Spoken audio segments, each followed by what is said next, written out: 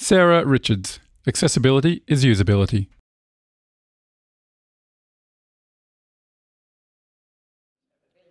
Boom! I win the day. Hello. Today, I want to talk to you how accessibility is usability. Usability is accessibility, and without one, you do not have the other one. And it's only when you put them together do you get the inclusive web that we all deserve. I'm going to talk for a second about the language that I'm going to use. There seems to be some conversation about whether you use disabled people or people with disabilities. I'm going to go with disabled people. We've been advised by a charity called Scope, which works with disabled people in the UK, because as Angel was talking about this morning, often if somebody has something that they want to do, say get a sandwich, and they can't because there's no ramp, it's got nothing to do with the person. It's our design choices. And we actually disable people all the time with our design choices. I'm going to go through a lot of content choices. I am a content person. That's what I do. So this session, I want to show you how you can open up your information to a much wider audience by mucking around with your content alone. And that starts with the language that we use. We create bias simply by using language like disabled people or people with disabilities. So there's a whole package around language. So this is the Microsoft Inclusivity kit. I'm sure that you've all seen it. I know that loads of presenters use this. It's because it's a good kit.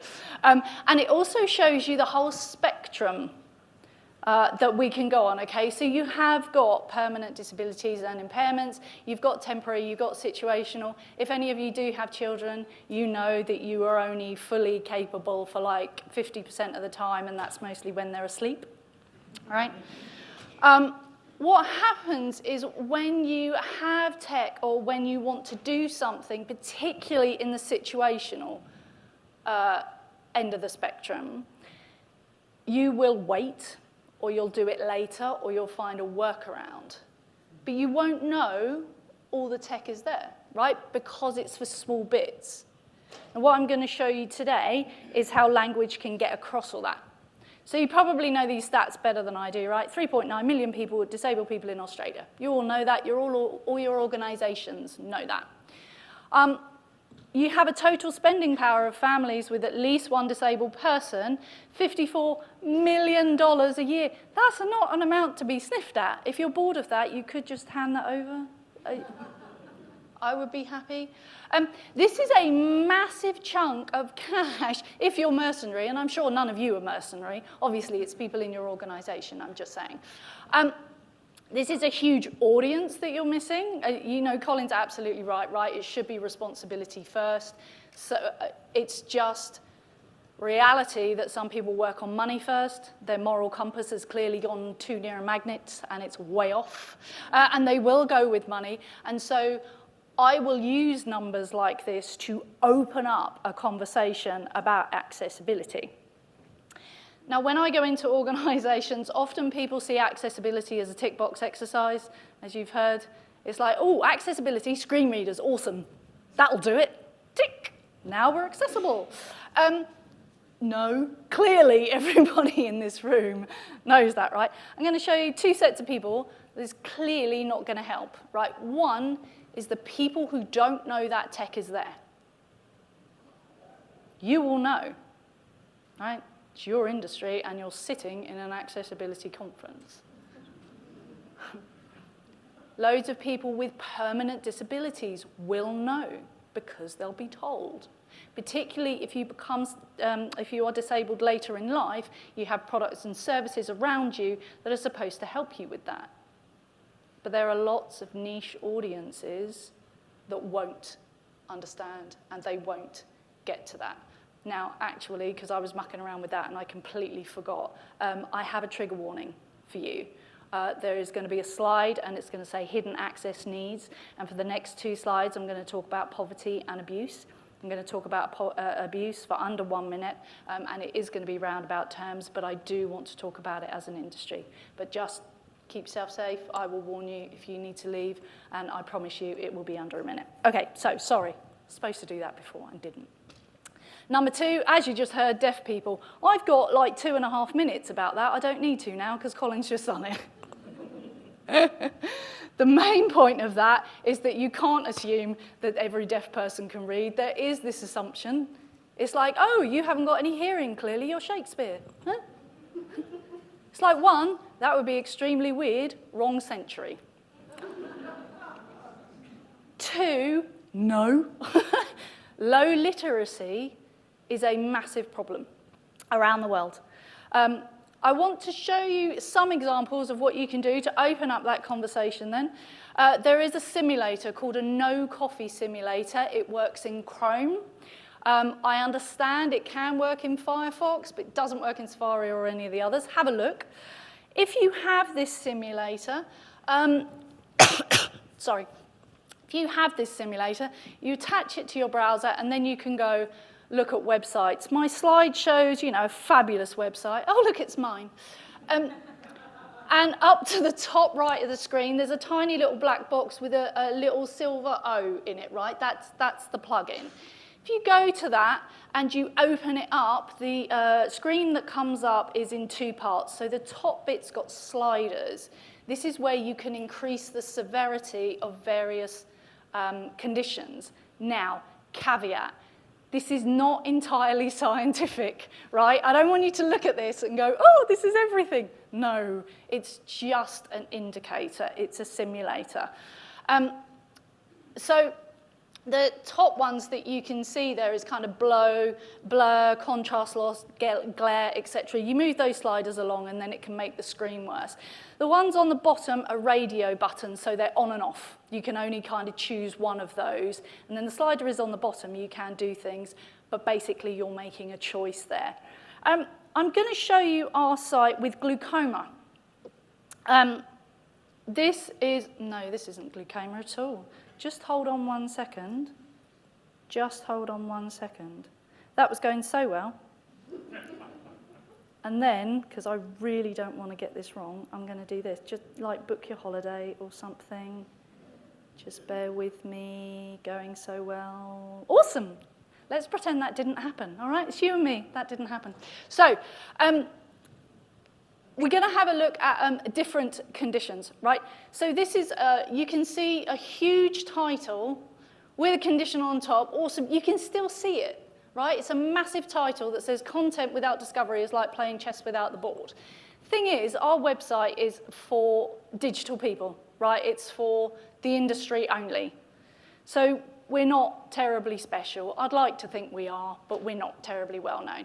Let's take a look at some more important information, particularly for British people at the moment.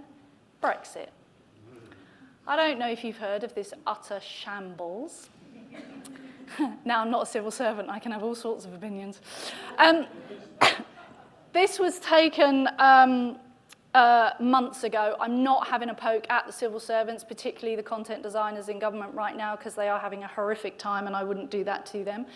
What I want you to remember throughout this presentation is that I have not mucked around with the screen sizes. They are all exactly the same. So you go into this site, this used to be up, you go into this massive image. Yes, it had all the all descriptions, etc. That's fine. Let's go down into the content. I'm just going to read that first sentence to you. The UK will leave the EU on the 29th of March 2019. For a start, I took this screenshot in June. Second sentence then, don't worry, I'm not going to read the whole lot, I'm just going to pick out these two. Leaving the EU means your business may need to prepare for change. Now, I'm not sure how you feel about that. I'm going to tell you how I feel. One, it's a lie. I went to it late. They hadn't changed it. We definitely hadn't gone anywhere. We still haven't. Number two, in that sentence, leaving the EU means your business may need to prepare for change. The word in that kind of ruins everything is may, right? So far, I've actually read two sentences that tell me nothing.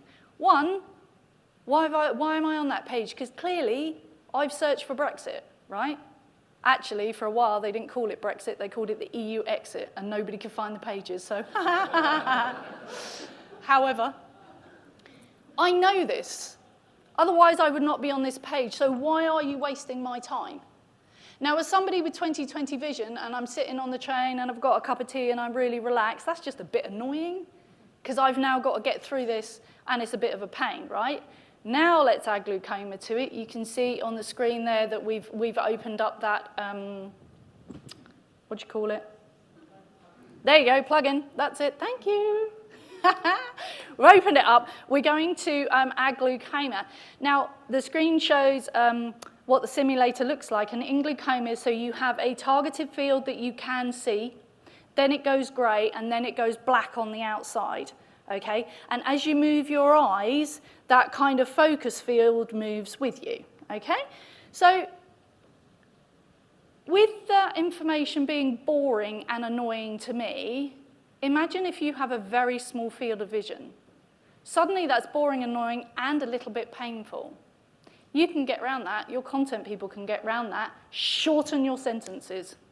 You can take in more in your parafoveal view, so that's the kind of bit on the outside. You can take in more. If you have shorter sentences, you actually can take in more meaning in one go. If you have sentences around kind of 19 words long, 14 words long, you've got practically everybody. But if you have a look at content that's written in 14 words long, it gets really kind of like rhythmic and it's not good. So 14 to 19 words, you're laughing. Over 21, you start to make it difficult. 29, you're losing people. Now, governments have this lovely tendency to have 72-word sentences with high punctuation, right? It's not disabled people you're losing. It's everybody. Not that you shouldn't be taking care of the other bit, but if your moral compass is well off, I'm really sorry. Is that hard to sign? Moral compass, not. We all good? We're all good. I worry. This one's low acuity then. This kind of covers a whole bunch of conditions. So you can, on the screen, there's kind of very blurred text. Now, in that spectrum that the Inclusivity, the Microsoft Inclusivity talks about, I'm in that spectrum. I get migraines, very debilitating migraines, and my vision looks like that for 3 hours afterwards. I can't see anything. As a British person, it's very difficult to make tea, and it's horrific. With this page, this is terms and conditions, because we all read the terms and conditions, don't we? I know you do. I know you do.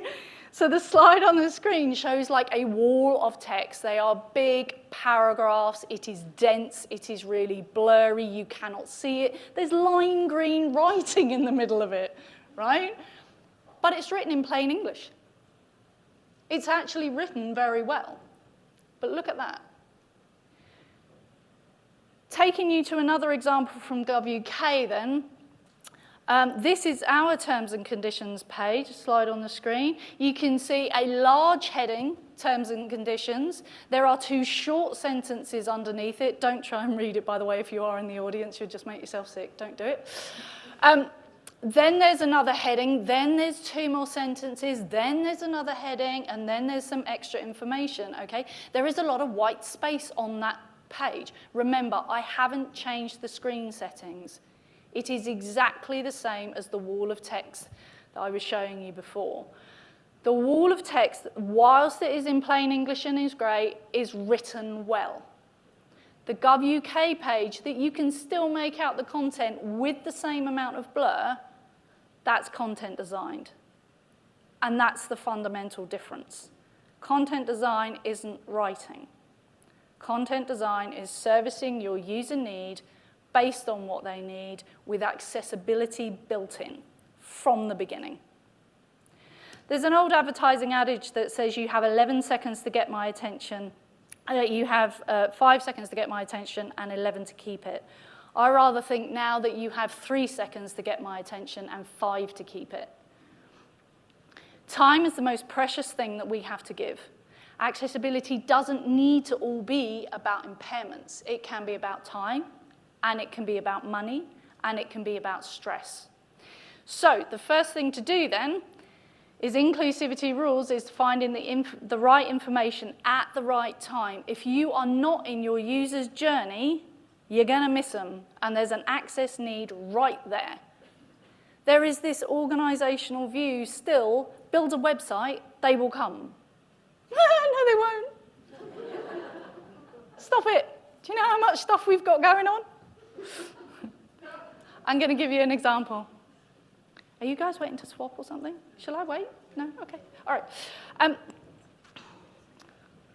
Awesome. Thank you.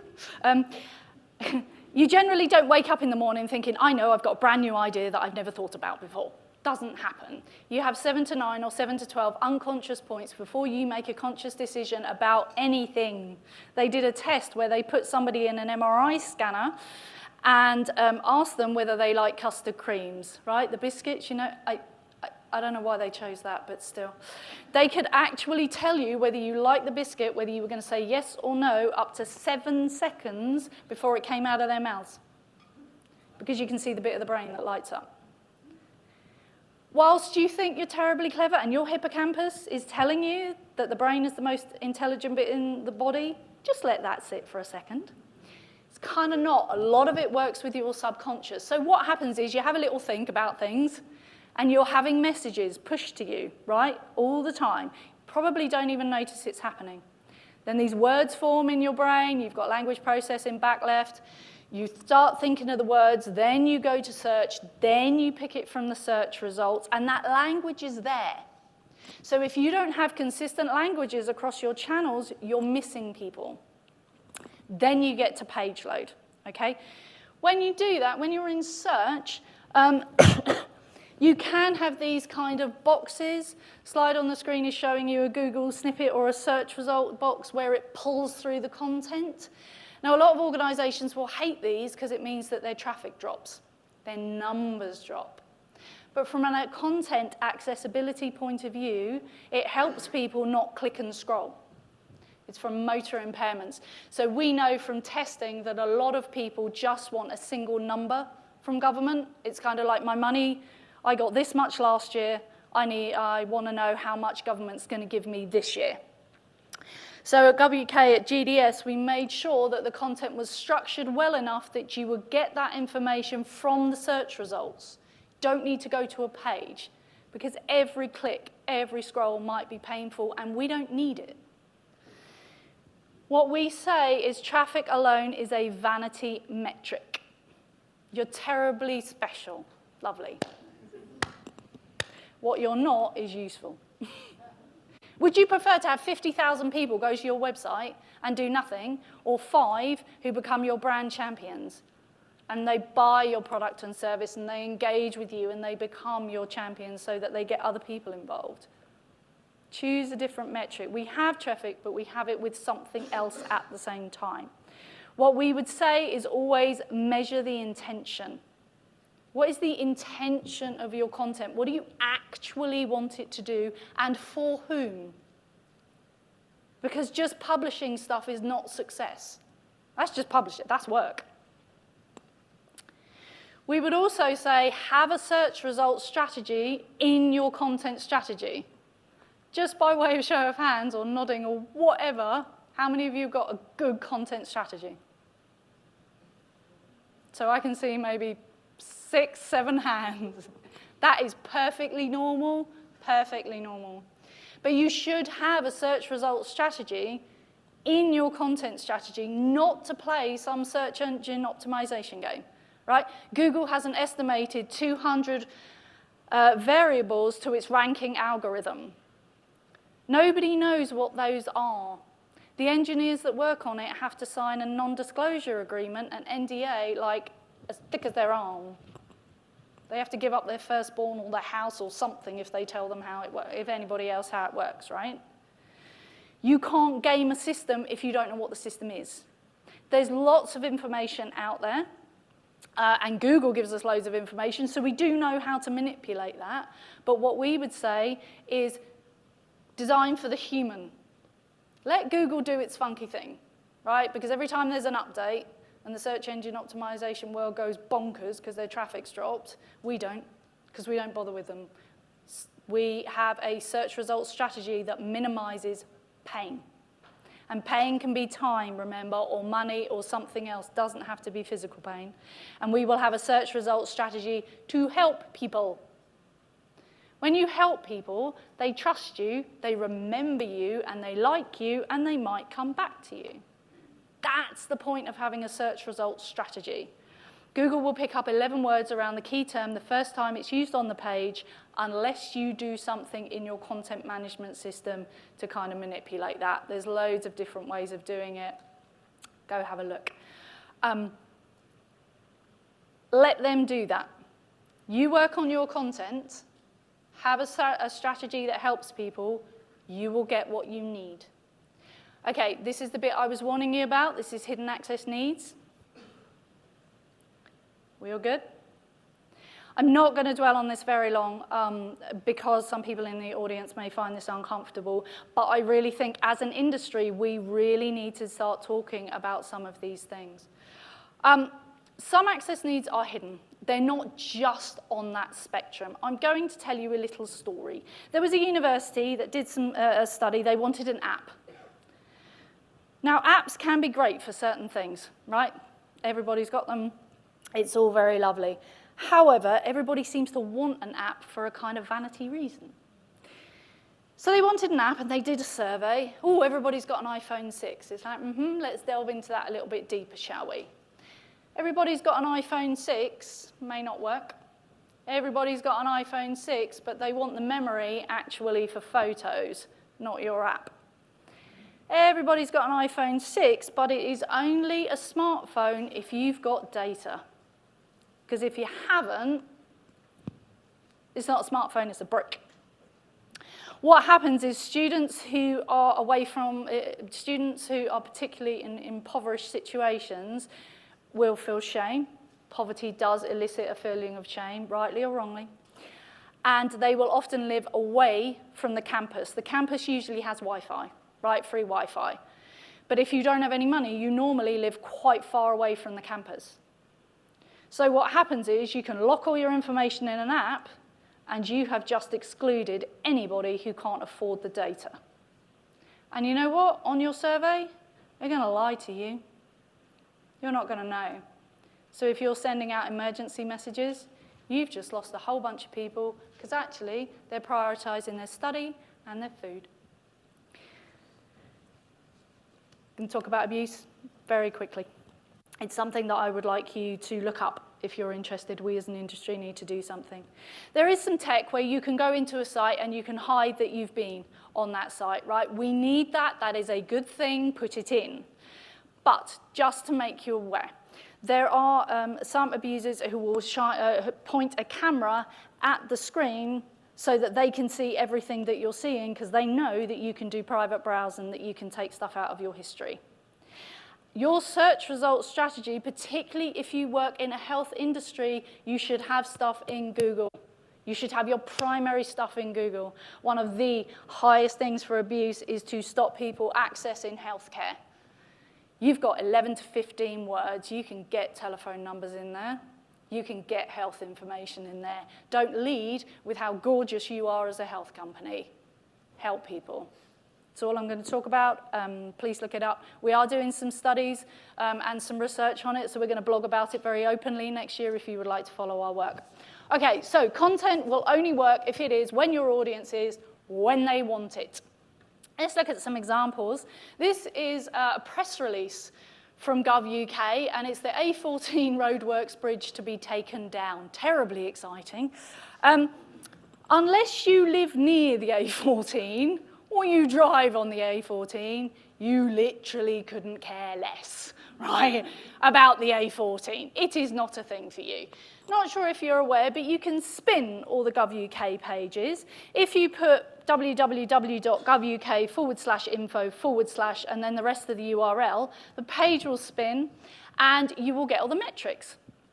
Just draw your attention to the sentence on the screen under the title that says all metrics are recorded over the past 6 weeks. So if you all go in there today, that number's going to change, right?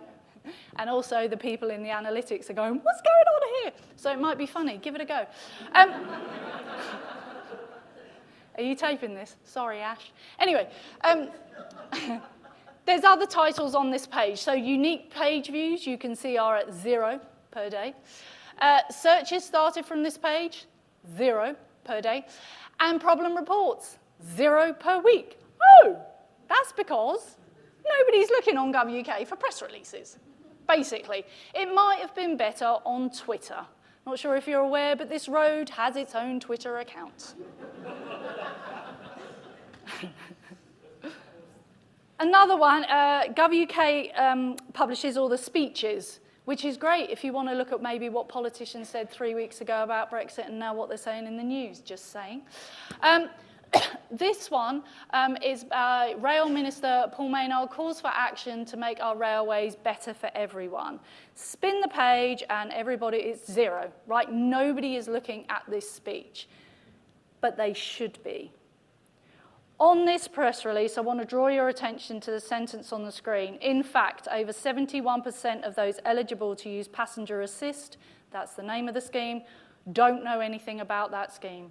Passenger assist is when you can ring a train station, tell them your journey, and they will be there with ramps or whatever it is that you need. 71% of people who are eligible have no idea it exists in the UK. That's, excuse my language, shit. Now that minister said later on that oh God, I need to make that sign, I'm really sorry.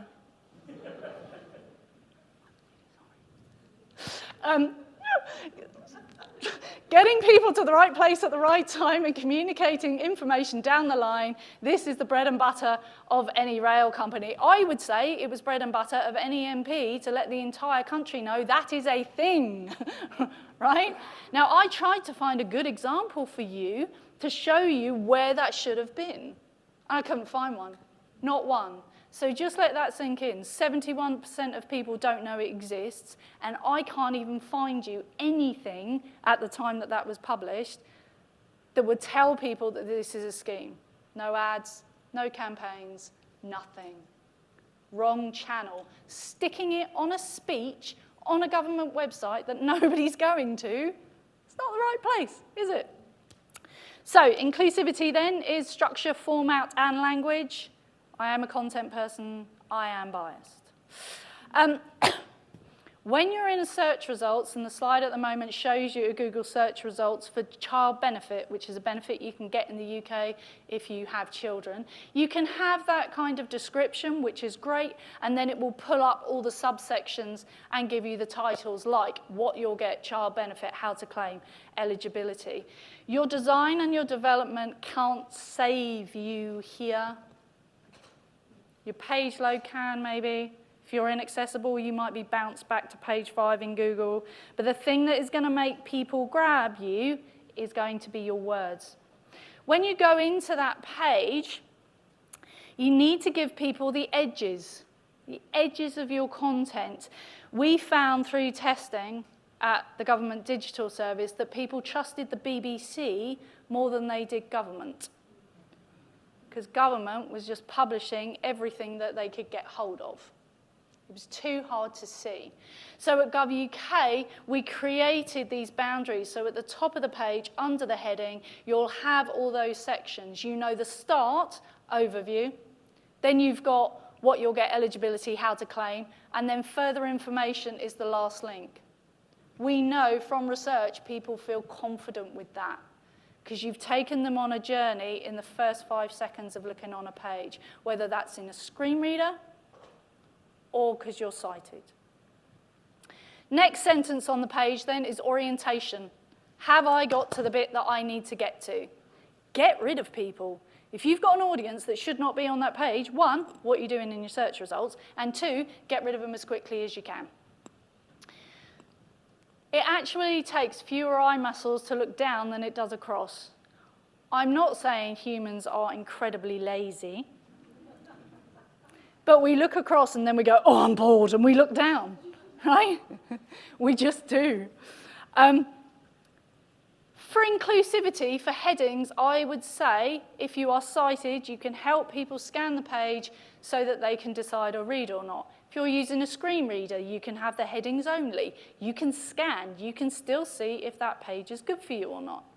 From a usability perspective, it is exactly the same. That's what I mean about accessibility, usability, same thing. Headings will tell a story. We run 2-day courses and we get people to write loads, and then we say, great, now we're going to get rid of all your content, and can I guess what your user need is from your headings alone? And there is a little bit of panic and worry, obviously. That's the point of the exercise. If I can't tell what I'm supposed to do on your page, why I'm there, I trust you, and what I'm supposed to do, we need to go back and sort those headings out. Because if I've got a couple of seconds to get to you because I don't have any data, because I'm about to go through a tunnel, because I'm listening to a screen reader and I just want to quickly see what this page is about, you've got to get to me in seconds. For video then, for inclusivity, you use captions and a transcript, so anyone, and then there's an asterisk next to the word anyone, with a hearing impairment, and I'm going to change that, Colin, I'm sorry, I'm going to change that, can still access the content. The asterisk is next to the anyone, because obviously you have to be able to read, and you have to be able to get that data. You can't hide your stuff in a video. People are like, oh, video, it's engaging. Have you heard? Engaging. Yeah, really, who? It's not going to be the poverty, people who are living in poverty. It's not going to be people who have no time. It's not going to be people who have no data. Now, sometimes, yes, if you're looking at an aerobics video because you're like doing your dancing at home or whatever, so my friend says, by the way, you can't write that down. Could you imagine? Like, how would you describe, I don't know, I'm dabbing now, what's that? How would you describe that? You can't do it. If you need a video, have a video. Have an interpreter, right? Have one. But know why you're having it. Don't just have one for engagement. Think about how many people you're going to get and how many people you're going to lose. What's the alternatives that you can have for that? So for usability, exactly the same thing. You still need captions, you still need transcripts. Because people without headphones, well, you know, people who are quite polite and take notice of other people's, you know, discomfort at listening to other people's kit, you're still not going to be able to access that if you don't have your headphones with you. Generally, people can read faster than you can speak, unless you're Eminem or something like that, in which case, up to you. Screen readers can go at incredible speeds if people know the tech is there and if they're used to it at that stage. Google at the moment can't crawl videos.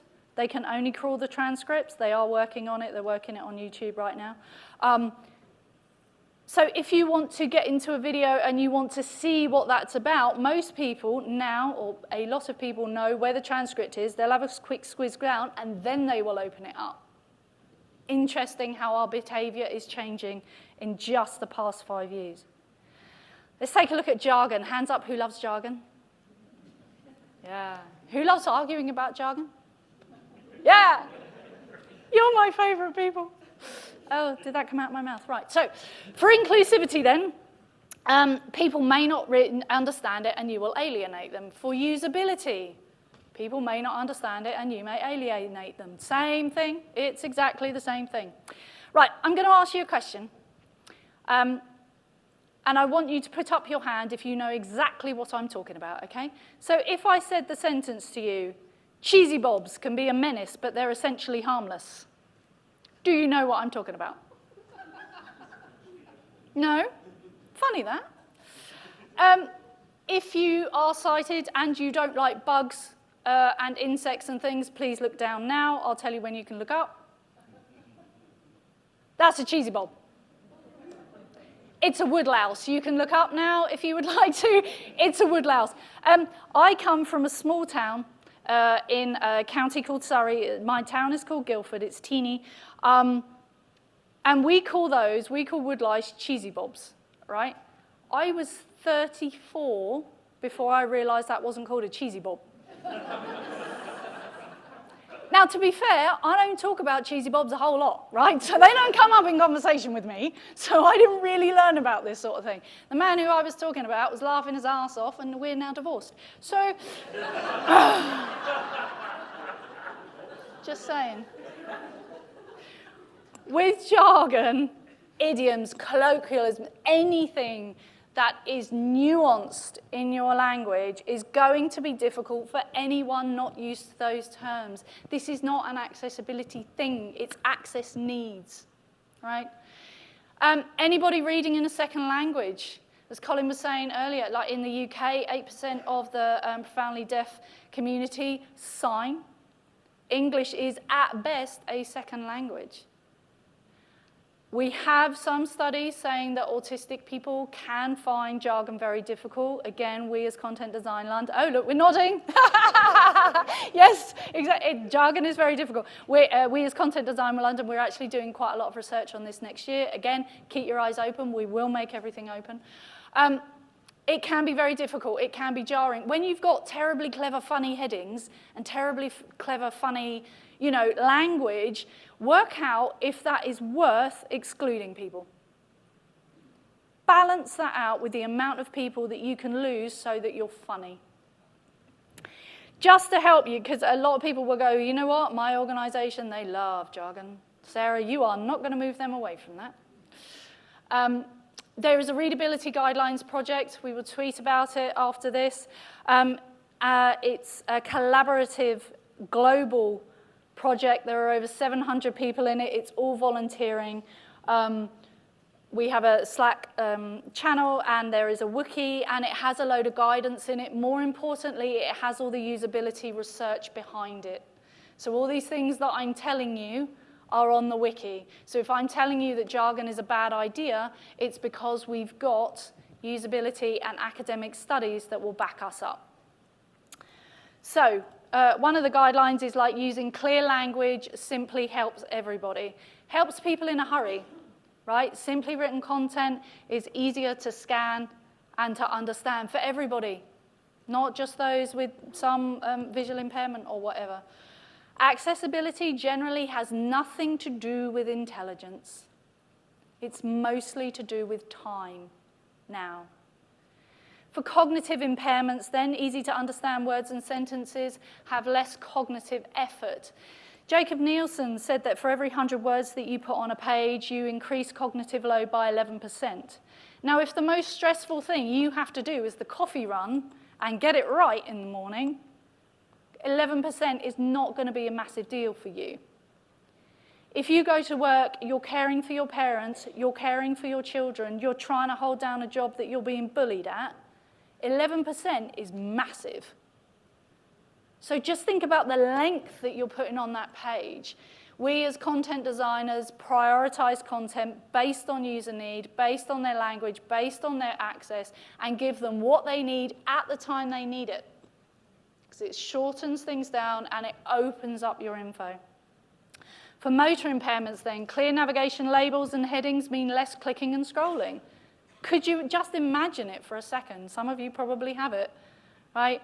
I have family who have arthritis, and just watching them go through Facebook is painful because every click is one that they would probably prefer not to use because they don't use assistive tech. Because they don't know it exists. Well, they do now, obviously, but they don't before I rock up. And it helps people with visual impairments. Okay, I'll change that too. Short and simple sentences. You can convey far more meaning a lot faster. Shorten it all up. Generally, what we say is generally people want to understand. They don't want to marvel at your language skills. You all have GCSE language, English, whichever it is down here. It's great. People want to apply it to their own context, whatever it is, even if it's watching funny cat videos, right? You want the cat to be funny. You don't want to look at a funny cat video and it's just a boring cat. It doesn't matter. It's not just these big things like government. It needs to be relevant. People need to apply it to what they want at that time. But you don't need to be boring. To be clear, I've talked a lot about shortening things and making it efficient. I'm going to say 3 words to you, put those words up on the screen, and I would like you to put up your hand or nod if you are aware of the brand that these words belong to. Just do it. Oh, most of the room. Yeah, there's a reason for that. Nike have been running this campaign for years. This is in your common vocabulary set. You have 5,000 terms in your primary set, 10,000 terms in your secondary set, and that can make up to 80% of your language for somebody with an average education in our countries. You've been hearing the words, just do it, in whatever form since you were little. Your parent or guardian probably said it to you loads. Like, I don't want to put my shoes on, just do it. Or whatever, right? Just do, and it will probably be, and this is a guess, probably be in your first 20 terms. When you have language like that, what happens is your brain goes, awesome, I know exactly what's going on, I'm going to skip along. And it processes really quickly, and it will move you on to more complex things to think about.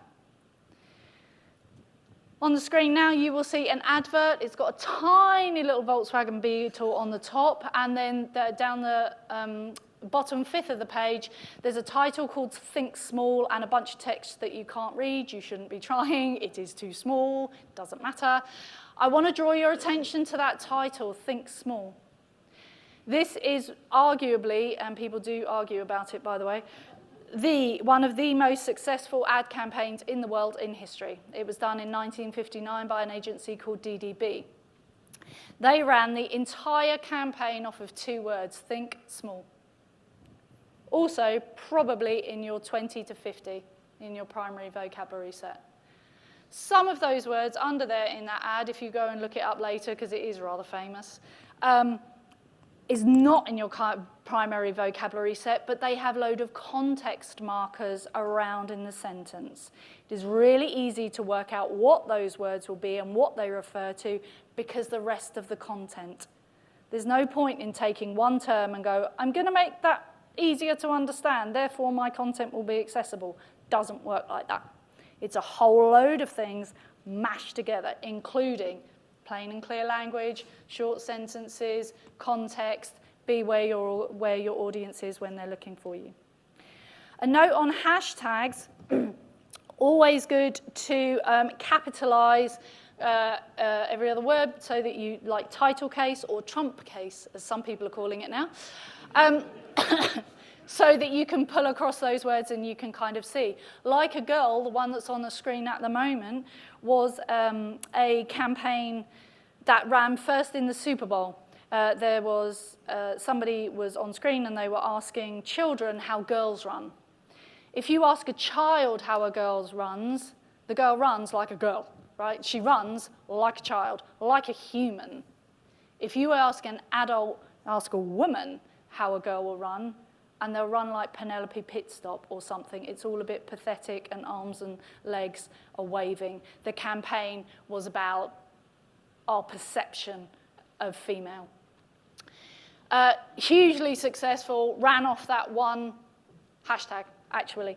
But you don't need formatting and weird old tricks to stand out. We are doing some testing on the use of bold next year, because again, with some disabilities, they might find it more easier. With others, we've heard that they might find it harder. We don't have the answer to that, so actually we don't do it. I'll tell you another trick that you can do.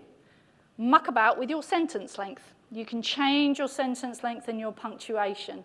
So what you can do is have a sentence that's 19 words long, have one that's 5 words long, then go out to 14 words long. You will stop people dead. When you read, you're looking for a rhythm.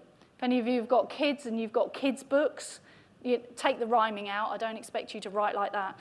But, and unless you're trying to get through the book as quickly as possible and you're reading like Eminem, if you just read in a normal rhythm, you'll find that your voice falls into a rhythm. Your brain is looking for that. And by the way, that's regardless of culture and regardless of language, whether it's going up, down, or backwards or forwards, it doesn't matter. Your brain is looking for that. By breaking that rhythm, you stop people. However, do it carefully, because your brain is looking for that rhythm. And if you stop people dead, it can be really, really jarring. So I would say if you're going to use that as a technique, do it sparingly. Can be useful. Give it a go. The other thing that you can do is use space. So you can see on the screen that I've got the sentence, or you can use space, and then on the next line, it's do this, then there's some space, and then it says, then leave a space, and then it says, it's okay to allow people to think. Look at the shape of that content. As content designers, we take a look at the whole lot. There's over 600 different screen sizes in the world right now, so we can't manipulate that completely. But leaving space, designers love space, right? How many designers in the room? Yeah, you love your space, right? So do the content people. By using bullet points to pull the eye down, in certain, you have to know basically whether people are doing phone or PC, right? Or laptop, yep. You can manipulate a reading journey. However, do it carefully, because if you're manipulating, it really might be jarring for some people. What we would say is that struggling through content is not a success metric. People will say, I want people on my site, though. I want them to stay with me. Why? You as a user, you don't want to stay with them. You want to do your thing and go. That's what everybody wants to do. We would also say that accessibility is far more than code and colors. You do need to have that, but I do hope today I have given you some insight to just how much you can change by changing your content alone. Lastly, you won't lose people by communicating well. There's this whole thing, right, dumbing down. I hate that term. If you want to see me go off into the stratosphere, say that to me. You won't lose people. There are high court judges, loads of people saying, you know what, if people don't understand the law, how can they abide by it? If we don't understand what a product or service is trying to say to us, why would we engage with it? So the rules of inclusivity then, be relevant. Be absolutely relevant. Don't be like Brexit. It's rubbish. Be where your audience is. This whole build it and they will come thing, it is not a thing. There are too many channels now. And quite frankly, Netflix is more interesting. Value time and pain, not numbers. Traffic is a vanity metric. Don't go for it. Have it with the intention. Value people and the humans behind it. And consider the entire spectrum of needs, including hidden access needs. So my last thing I would say to you is that one of our sayings is, it's not dumbing down. If you write clearly, if you structure well, if you communicate well, you're not simplifying your language, you're making it more efficient. It's not dumbing down, you're opening up to more audiences. Thank you.